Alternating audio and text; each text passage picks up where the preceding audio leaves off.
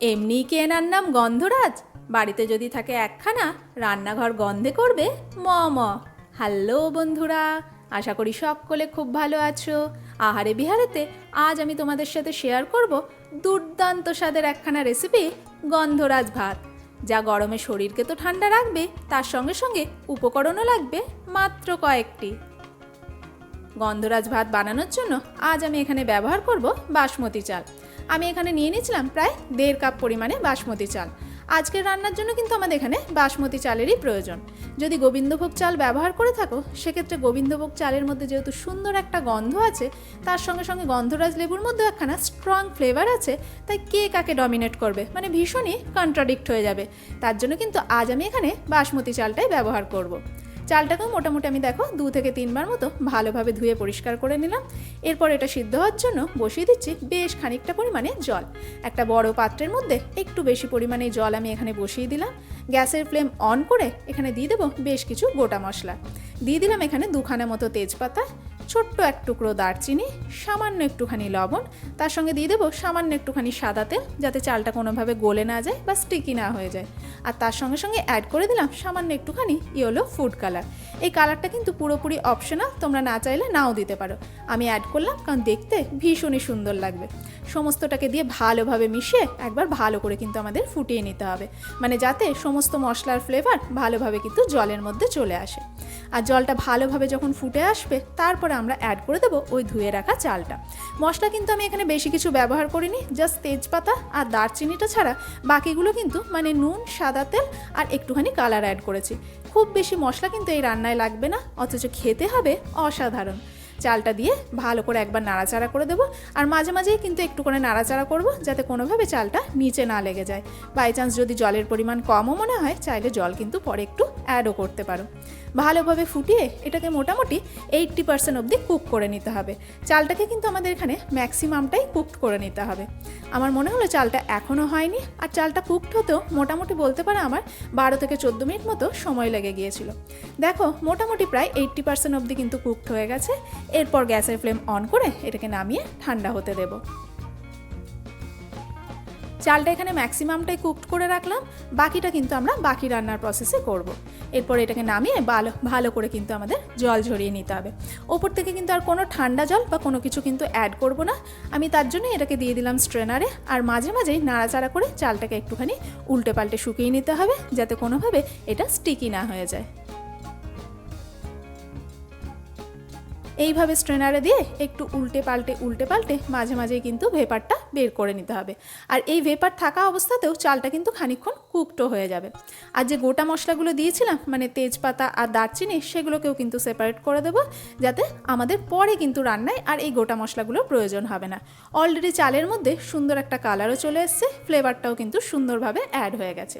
এটা এইভাবে উল্টে পাল্টে মাঝে মাঝে একটু ঠান্ডা করে নেব। এটা ঠান্ডা হতে থাক, ততক্ষণে আমরা বানিয়ে নেব একখানা স্পেশাল মশলা, যেটা কিন্তু এই রান্নায় লাগবে। আর এই একটি মশলাই কিন্তু রান্নার স্বাদকে করবে দুর্দান্ত। তার জন্য নিয়ে নিয়েছিলাম 1 চামচ মতো গোটা জিরে, 1 চামচ গোটা মৌরি, আর 1 চামচ হচ্ছে একটু কম, বলতে পারো প্রায় 15 থেকে 20 দানা মতো গোটা গোলমরিচ। এগুলোকে একদম লো ফ্লেমে একটুখানি নাড়াচাড়া করে নেব। খুব বেশি না, হালকা একটা গন্ধ ওঠা অবধি এবং একটুখানি ধোয়া ওঠা অবধি কিন্তু নাড়াচাড়া করব। খুব বেশি ডার্ক কালার করে কিন্তু ভাজবো না। আর সঙ্গে সঙ্গে মশলাটাকে কিন্তু কুটেও নেব। এটাকে আমি মিক্সিতে গুঁড়ো করব না, মানে খুব যে ফাইন পেস্ট বানাতে হবে, মানে ফাইন পাউডার বানাতে হবে তেমনটা কিন্তু নয়। একটু দানাদার থাকলেও কিছু ক্ষতি নেই। আর গরমে গরমে যদি এটাকে এইভাবে কুটে নেওয়া হয়, কুটতেও যেমন সুবিধা হবে, তার সঙ্গে সঙ্গে মশলার গন্ধটা কিন্তু শেষ অবধি একদম ইনট্যাক্ট থাকে। দেখো মশলাটাও আমাদের কিন্তু রেডি হয়ে গেছে।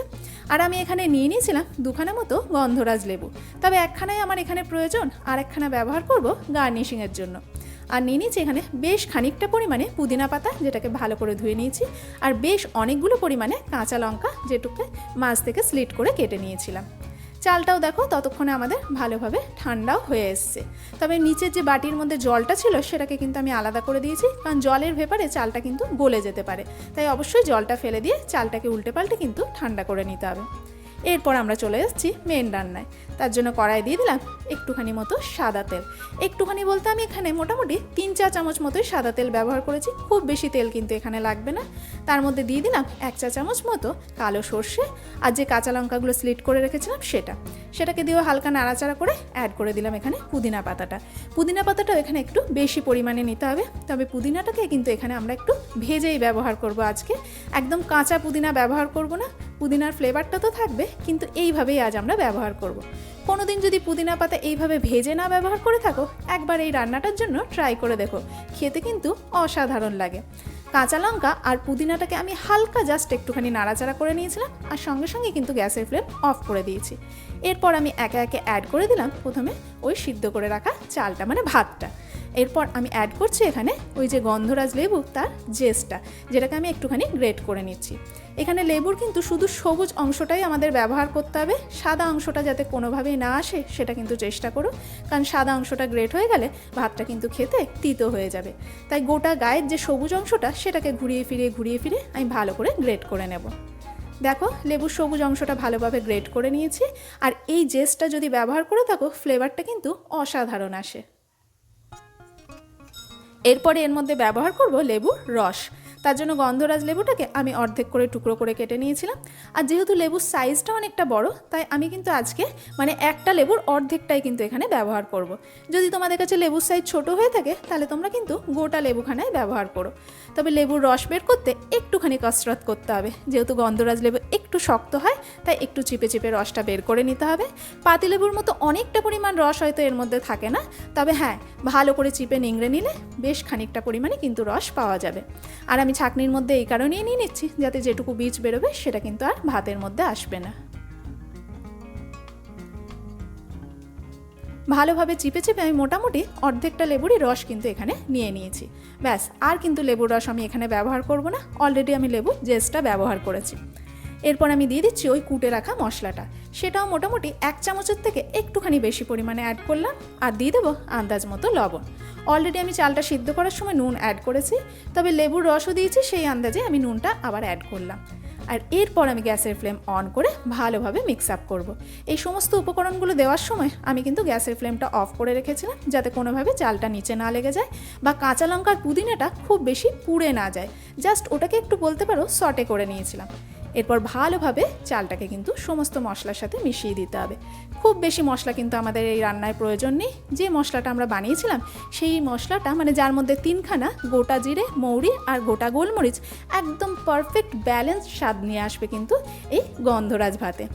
আর ভালোভাবে মিক্স আপ করার পর লো ফ্লেমে আরও আমি 2 মিনিট মতো রেখে দিয়েছিলাম, যাতে সমস্ত মশলার ফ্লেভার ভালোভাবে ভাতের মধ্যে চলে আসে। ব্যাস 2 মিনিট পর আর একবার নাড়াচাড়া করলেই রেডি হয়ে যাবে আমাদের স্পেশাল রেসিপি গন্ধরাজ ভাত, যা গরমের দিনে খেতে তো অসাধারণ লাগে, শরীরকেও ঠান্ডা রাখবে, তার সঙ্গে সঙ্গে ভীষণই কম মশলায় খুব কম সময়ে রেডি হয়ে যাবে। বন্ধুরা, রেসিপিখানা ভালো লেগে থাকলে ভিডিওটাকে একটা লাইক করে চ্যানেলটিকে সাবস্ক্রাইব করার অনুরোধ রইল।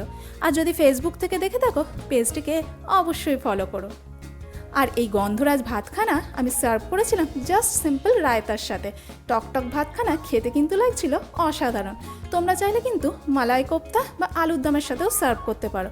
দক্ষিণী আলুর দমের সাথে কিন্তু দারুণ লাগে, যেটা আমি আগেই শেয়ার করেছি।